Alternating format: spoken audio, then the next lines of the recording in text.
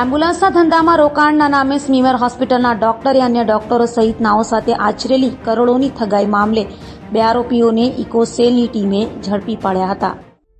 સુરત મહાનગરપાલિકા સંચાલિત સ્મીમેર હોસ્પિટલના ડોક્ટર હાર્દિક પટવા દ્વારા એમ્બ્યુલન્સના સંચાલકો હેમંત પરમાર અને મયુર ગોસ્વામીની સાથે મળી અન્ય ડોક્ટરોને દર્દીઓને બીજા રાજ્યમાં મોકલવાની ટ્રીપ પેટે 1 લાખની નફામી સ્કીમ આપી કરોડો રૂપિયા પડાવી લીધા હતા અને આ મામલે ક્રાઇમ બ્રાન્ચે ઇકોસેલમાં ફરિયાદ નોંધાતા જ ઇકોસેલની ટીમે કરોડોની ઠગાઈ મામલે એમ્બ્યુલન્સના સંચાલકો હેમંત પરમાર અને મયુર ગોસ્વામીની ધરપકડ કરી હતી. જ્યારે ડોક્ટર હાર્દિક પટવા ભાગી છૂટતા તેને વોન્ટેડ જાહેર કરાયો છે.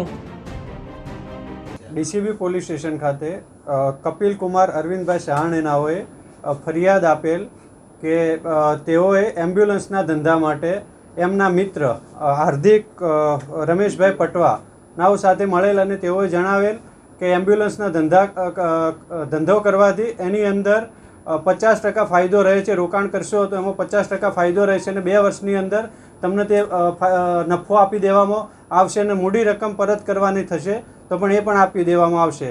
તો એ રીતે જે ફરિયાદી છે એ અને એના સિવાય બીજા 12 ડૉક્ટરો કે જેઓએ તેમને રોકાણ કરેલું એમ્બ્યુલન્સના અંદર તો સમય જતાં એમને ઉઘરાણી કરેલ તો એમ્બ્યુલન્સ બી નહીં આવેલી.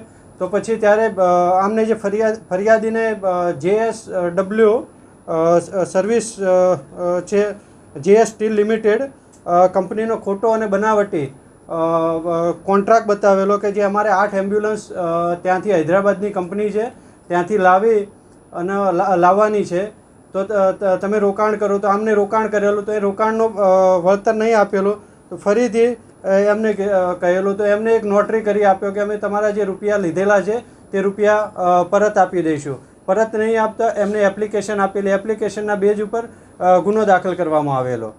સનરાઈઝ એમ્બ્યુલન્સ પ્રાઇવેટ લિમિટેડ કરી અને એની અંદર છે જેના સંચાલક હેમંત ડાયાભાઈ પરમાર છે અને યક્ષ એમ્બ્યુલન્સ સર્વિસ મયુર વાલ્મીકી ગૌસ્વામી આ 3 જણાએ ભેગા થઈ અને 5 કરોડ જેટલો ડૉક્ટરો પાસેથી રૂપિયા ઉઘરાવી એમ્બ્યુલન્સના ધંધા માટે અને પૈસા વળતર નહીં આપી અને ગુનો કરેલ છે.